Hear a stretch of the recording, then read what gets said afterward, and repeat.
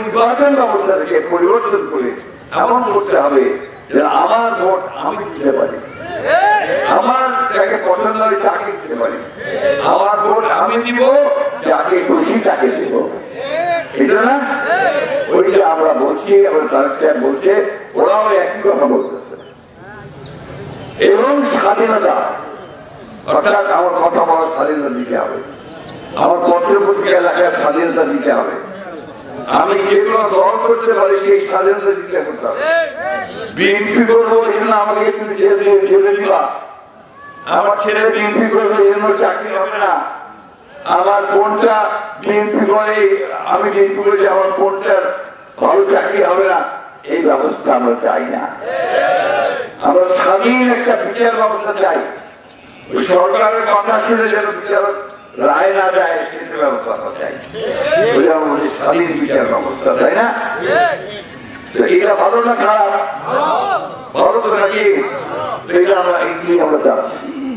আর সরকারকে সবকে বলতেছি, আপনিও দয়া করে এটা তাড়াতাড়ি করেন। তাড়াতাড়ি করলে কি হবে যে জনগণ ভোট দিয়ে তার নিজস্ব সরকার তৈরি করতে পারবে। আপনি যতই বলেন আপনাকে তার পাবলিক ভোট দিয়ে নির্বাচন করে নাই, বুঝলে? এখন তো পাবলিক চায় যে 4 লোকটা নির্বাচিত করবে, সে ভোট সে দিতে চায়, ওইটা ব্যবস্থাটাকে তাড়াতাড়ি করেন। আর যত দেরি করবেন তত আপনার দিল্লিতে খালিতে রিপোর্ট আর ইউটিউব আর ওদের করে আমি আসতেছি, আবার আসতেছি, না চিন্তা করেন আমার বেশি পাশে কত ভাই যাবে করতে হবে, তাই না? আসতে পারবে, আসে না পারবে, জোর দিয়ে বলেন না সবাই করেন, কি আপনার মনে করেন আসতে পারবে? জানতে চাই হাত দিয়ে দেখান না ভাই,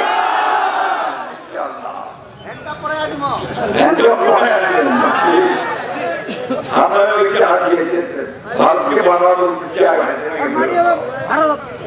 হাসিনাকে ফেরত দাও, এখানে বিচার করা হবে।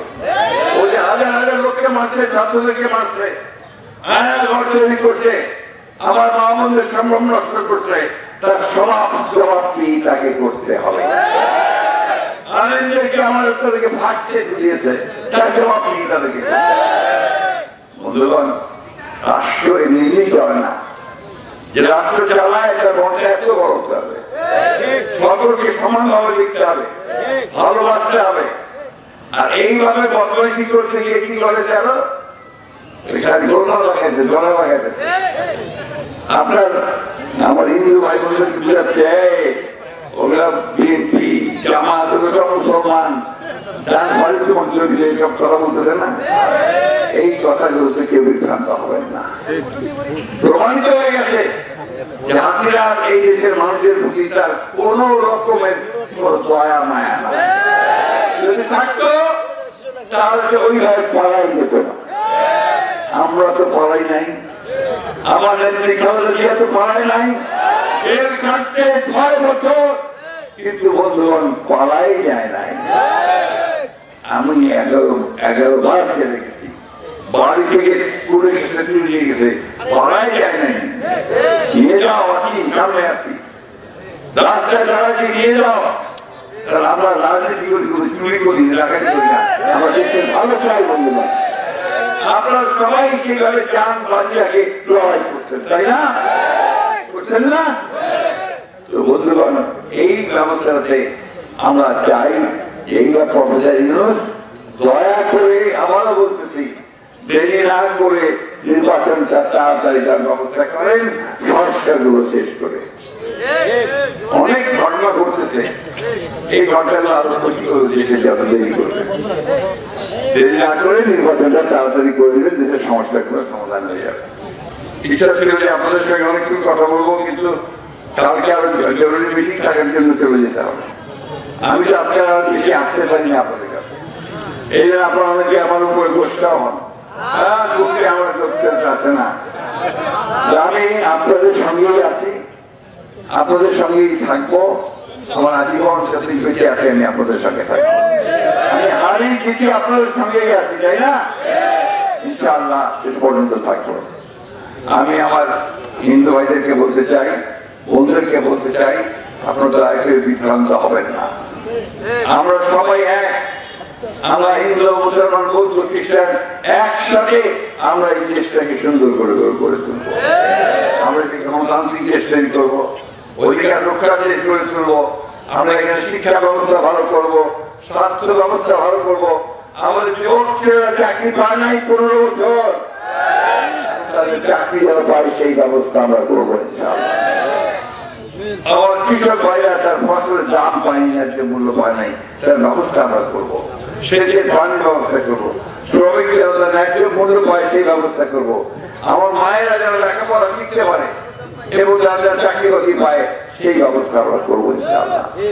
আসেন আগামী দিনগুলোতে আমরা সবাই আল্লাহর কাছে দোয়া করি, আল্লাহ তাআলা যেন খুব দ্রুত আমাদের নেতৃত্বে এবং তারা দিয়ে সুস্থ করে দেশে ফিরাই দেন আমাদের মাঝে। উনি আসতেছেন সম্ভবত সামনের মাসের 4-5 তারিখে উনি চলে আসবেন। এরপরে আমাদের নেতা তার কেমন সাহেব চলে আসবেন এবং আমরা নেতৃত্বকে সঙ্গে নিয়ে আমরা সেই নির্বাচনটাকে সুন্দর করে তৈরি করে একটা সুন্দর সরকার গঠন করবো, পার্লামেন্ট গঠন করবো, একটা সুন্দর দেশ করে তুলবো।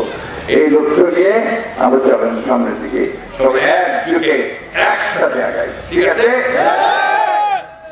একটা কথা খুব জোর দিয়ে আপনাদের সামনে বলে যাই, আপনারা আমাদেরকে ভোট দেন আর না দেন যায় আসে না, কিন্তু আপনাদের পাশে আমরা আছি। আপনাদের যে অধিকার, সেই অধিকারকে রক্ষা করার দায়িত্ব আমাদের। আপনাদের প্রয়োজন কোনো অন্যায় না হয়, অবিচার না হয়, সে কাজটা আমরা অবশ্যই করব। এটা আমাদের দৃঢ় বিশ্বাস, আমরা এটা করতে পারবো। তো আসেন আমরা আরেকবার চেষ্টা করি বাংলাদেশকে আমরা সুন্দর করে গড়ে তুলতে পারি না। হিন্দু, মুসলমান, বৌদ্ধ, খ্রিস্টান সব মানুষ এক হয়ে আমরা 1971 সালে যেভাবে দেশটাকে স্বাধীন করছিলাম, তখনও দেখি না কে হিন্দু কে মুসলমান। এখনো আসেন আমরা সেইভাবে দেখি যে আমরা আমাদের দেশটাকে সেইভাবে আমরা তৈরি করি। আর সেরকম মানুষ আবার না আসে যাকে ফ্যাসিস্ট কায়দায় দেশ শাসন করে চলে যায়, যাওয়ার সময় তার লোকজনদের কথা একটা মনেও রাখে না, এরকম অবস্থা যেন সৃষ্টি না হয়। তো আপনাদের সকলকে অনেক ধন্যবাদ, কষ্ট করে আসছেন। আপনারা ভালো থাকবেন, সুস্থ থাকবেন এবং ভবিষ্যতে সেই সুন্দর বাংলাদেশ, ন্যায়নিষ্ঠার বাংলাদেশ, ন্যায়নীতির বাংলাদেশ, উন্নয়নের বাংলাদেশ নির্মাণ করবার কাজে সবাই একদিকে কাজ করবেন, এই বিশ্বাস নিয়ে আজকে আমি আপনাদের কাছে